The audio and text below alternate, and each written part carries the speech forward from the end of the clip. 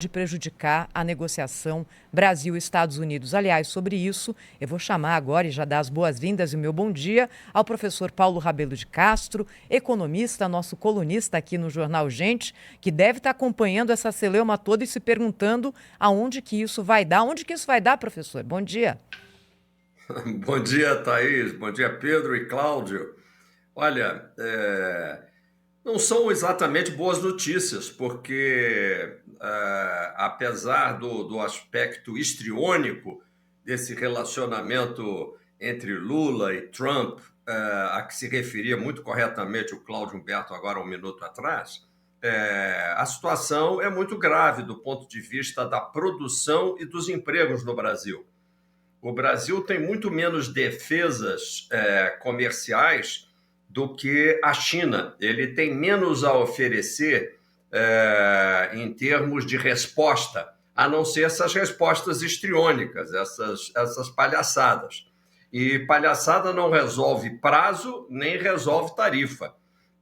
Portanto, melhor faria o governo brasileiro em ouvir mais aqueles produtores, aqueles líderes empresariais que foram até Brasília ontem e que sugeriram a medida de bom senso, que é solicitar respeitosamente ao governo Trump um adiamento desse prazo, sugerindo 90 dias, que seria um prazo bastante razoável e elástico, mas qualquer 30 dias neste momento já daria muito espaço para diminuir a fervura desse processo. No entanto, é curioso que, constrangidamente, o Geraldo Alckmin, nosso vice-presidente, veio a público para dizer que o governo não vai pedir o adiamento do prazo. Então, se o governo não vai pedir o adiamento do prazo, é que ele deve ter uma bomba retaliatória na mão e talvez por isso mesmo tenha acelerado o processo de promulgação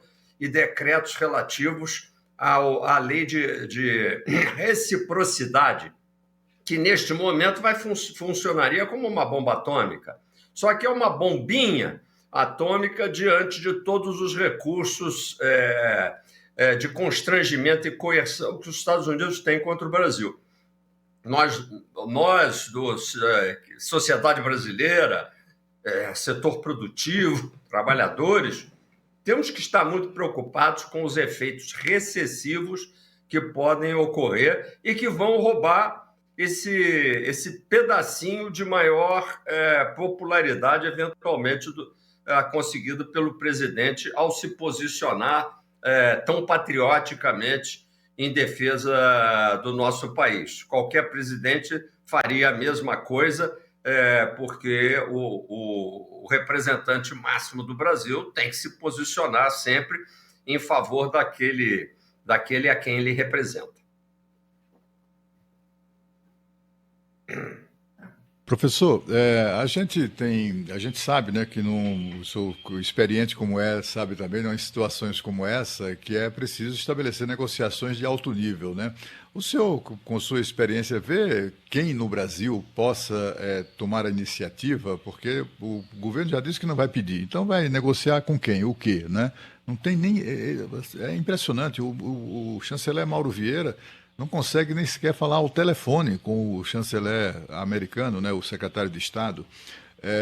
Os governos, os presidentes não se falam, nunca se falaram e não vão se falar pelo visto, né? Como é que faz agora? Quer dizer, o justo mesmo, o que é injusto, né, é o governo americano punir quem produz aqui no Brasil. Quando se queria sancionar o presidente Lula, por que não o fez, né? Sanciona o Lula, sanciona lá o Alexandre de Moraes, sei lá quem mais, né? Cuja atuação desagrade o governo americano, mas simplesmente punir um país inteiro, esse aqui é o problema, né? Como o senhor acha que isso pode ser revertido, professor?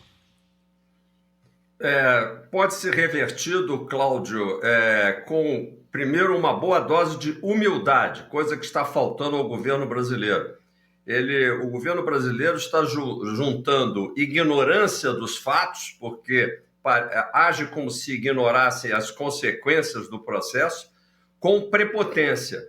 E, como dizia meu saudoso embaixador Roberto Campos, o avô, que, entre outras coisas, era um excelente embaixador, inclusive em Washington, quando você junta, Cláudio, ignorância com prepotência, é uma fórmula absolutamente explosiva de estupidez. E é para essa que eu acho que nos estamos encaminhando. Eu espero estar errado e que no dia 1º de agosto alguma varinha mágica resolva o problema das consequências que já estão acontecendo e estão sendo apresentadas aí seguidamente na mídia, de produtos que já estão embarcados, que vão sofrer quando chegarem lá um tarifaço de 50%.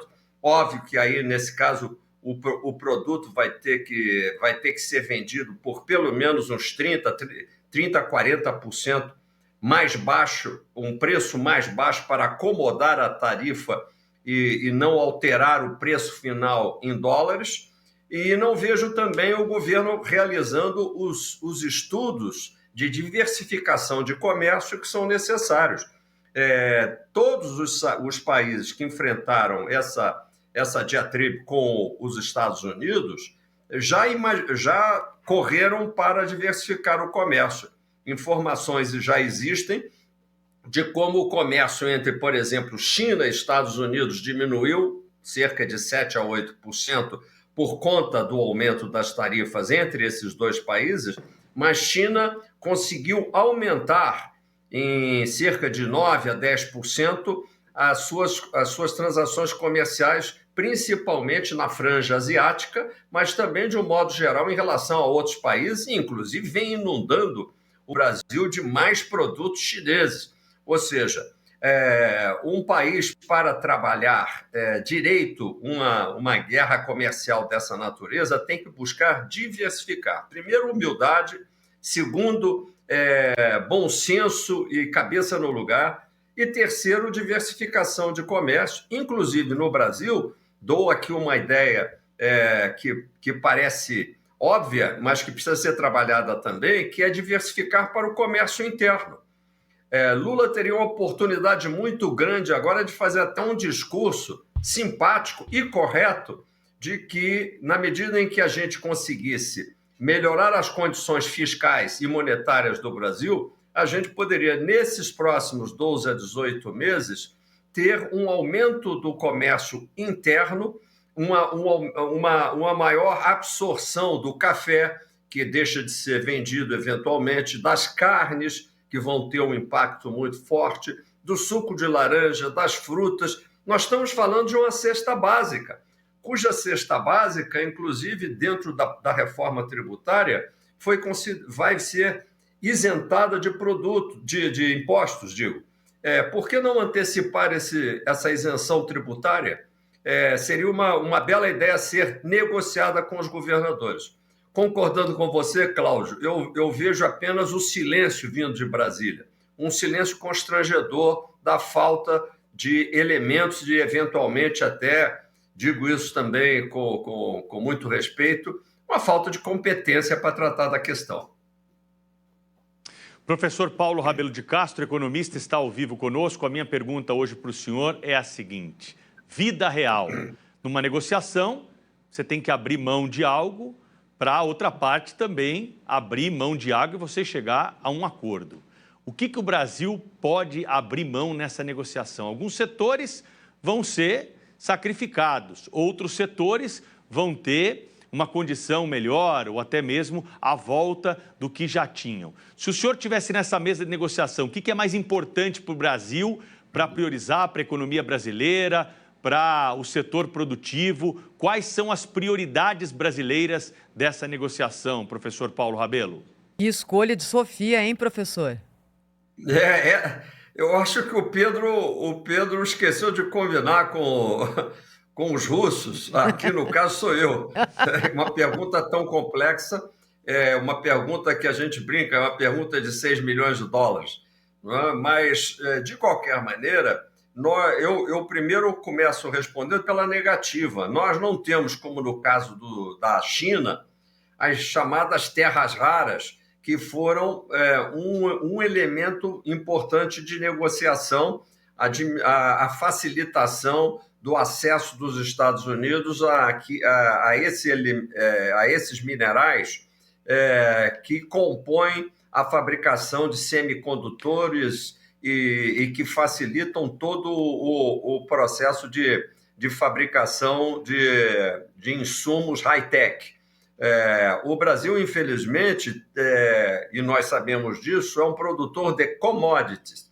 Commodities, como a própria palavra diz, é aquilo que se vende em grandes quantidades a preços mais baixos. Então, o que a gente poderia pensar em estabelecer para os Estados Unidos é uma facilitação da absorção de produtos high-tech, e quando eu digo produtos e serviços high-tech norte-americanos, porque também não temos dado a devida atenção, eu chamo a atenção de todos que nos acompanham aqui no Jornal Gente, de que a maior parte das pessoas citam dados relativos ao comércio de bens, produtos físicos, mas nos esquecemos da balança de serviços, que nas relações bilaterais é uma balança cada vez mais importante, às vezes até prioritária. E é por aí que eu iria. O Brasil pode facilitar bastante determinadas aquisições de patentes, de pagamentos de royalties, não é? Remessas internacionais. Por aí tem um caminhão de coisas que pode ser debatido. Também poderá verificar a possibilidade de até realizar uma certa diminuição de tarifas hoje praticadas em relação a produtos industriais norte-americanos. Mas para tudo isso é preciso ter, primeiro, conhecimento de causa, fazer um levantamento mais pormenorizado, e aqui, obviamente, nossa conversa, eu estou citando com um certo grau de generalidades, mas não foge a negociar dentro dessa pauta.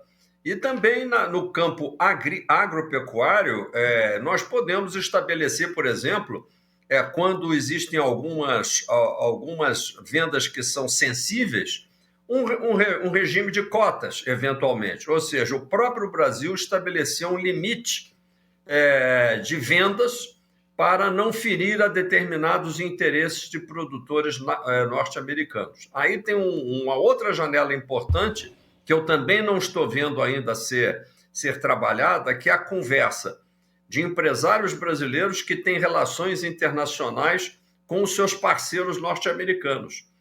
O Trump será sensível a pressões, não nossas exatamente, mas dos próprios empresários americanos que votam e, eventualmente, dão recursos financeiros para a política norte-americana.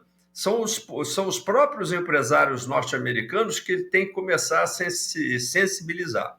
E, eventualmente, por último, os consumidores norte-americanos. No caso do café, por exemplo, o preço do café tende a aumentar, havendo um impacto de 50% da tarifa. E, neste caso, temos que conversar com o Starbucks, temos que conversar com os grandes distribuidores de cafezinho nos Estados Unidos. Por aí eu estou dando uma ideia para todos que nos acompanham aqui de que existe uma vasta pauta de negociação e, pelo que eu estou dizendo, e eu mesmo, quando me ouço, vejo que eu não vejo falar do lado do governo e nada disso. E é isso que me preocupa muito. Nós estamos, Cláudio Humberto, um pouco abandonados no parque. Então, isso professor, aí. Professor Paulo viu... Rabelo, que virou embaixador aqui, hein, Cláudio Humberto? Ah, sim, pois é. Professor, só tem mais uma última questão. Existem belos nomes no Itamaraty de pessoas que podem exercer esse papel. As escolhas, entretanto, desse ministério não têm sido muito felizes. Nós temos em ministérios econômicos pessoas especializadas em odontologia. Temos no Itamaraty gente que é ótima em floricultura. Ou seja, São pessoas que devem ter várias competências, mas não são aquelas para as quais eles foram designados. Professor, eu tenho mais uma pergunta somente, uma questão, que é a ameaça da Europa. Ontem, né, através do líder máximo da OTAN, que é a Organização do Tratado Atlântico Norte, incluindo o Brasil entre os países que podem sofrer sanções por estarem fazendo negócios, comprando, por exemplo, petróleo da Rússia, né? O caso foram citados nominalmente a China, a Rússia, a China, a Índia e o Brasil, como países que podem sofrer esse tipo de retaliação. Quer dizer, bordoada dos Estados Unidos e bordoada da Europa, que seria uma outra alternativa de negócios para os produtos brasileiros, né? O Brasil comprou 12 bilhões de dólares em petróleo da Rússia nesse período, enquanto a China comprou 120 bilhões de dólares. Enfim, foi uma compra, comparada à chinesa, uma compra modesta, digamos assim. Mas, de qualquer maneira, está aí o Brasil e os produtos brasileiros sob risco de retaliação também no continente europeu. E isso coincide com o fato de que nós temos um governo que orienta a sua política econômica para o atendimento de interesses ideológicos, né? Esse ranço ideológico que acompanha as ações do presidente Lula, que motivou, inclusive, um pedido de impeachment, um novo pedido de impeachment, ontem apresentado pelo deputado Nicolas Ferreira, por crime de responsabilidade exatamente na condução ideológica da política externa brasileira. Com essa ameaça europeia se concretizando, professor, a coisa fica pior ainda, hein? Fica, mas como eu lhe disse, é um teatro do absurdo. Mas não queremos passar para os nossos ouvintes uma percepção de fim do mundo. Não, o Brasil tem bastante recurso negocial, tem bastantes portas de saídas, como a gente explorou agora há pouco, e exploramos isso muito superficialmente. O Brasil é um país respeitado ainda. O Brasil é um país querido, não só pelo futebol, pelas atitudes, etc. Agora, o Brasil precisa se posicionar melhor. O Brasil é um país de tradição cristã, do Ocidente cristão. Essa conversa fiada de Sul, estamos ao Sul contra aqueles que estão ao Norte, que no fundo não deixa de ser uma derivação desse discurso bobalhão de ricos contra pobres, de Zona Norte contra Zona Sul, esse discurso de ódio, esse discurso de conflito, isso tudo não nos serve em nada. E esse posicionamento do Brasil em relação ao BRICS é muito estranho, porque ele é só cercado de ideologia. A própria ideia de uma moeda comum, que é algo que agrava muito o discurso em relação aos Estados Unidos, porque Trump, por ser um homem de negócios, dizer para ele que não vamos mais usar a moeda dos americanos é algo que, primeiro, não vai acontecer de uma hora para outra, e, por outro lado, tende a acontecer dentro de um prazo de 10 a 20 anos, mas esse é um prazo elástico demais, isso não tem nada a ver com os interesses do Brasil imediatos. Portanto, o presidente Lula teria que ter calado a boca em relação a esse assunto, que se precisa ser planejado, muito bem planejado, para ser eventualmente lá na frente implementado uma tal de moeda a servir esses estranhos e distintos países. China com Rússia, dois países de tradição autoritária, com o qual temos relações comerciais. Você citou a Rússia, a gente compra petróleo da Rússia, compra fertilizantes da Rússia e muito mais da China. Não temos nenhum problema, nem nenhuma discriminação contra esses países, mas não temos nenhuma tradição histórica de relacionamento com eles. Podemos até construir isso gradativamente no futuro. A nossa tradição de relacionamento, de aliança, inclusive de derramamento de sangue, porque morreram brasileiros pracinhas juntos na Itália, não foi junto com a Alemanha, nem com o eixo.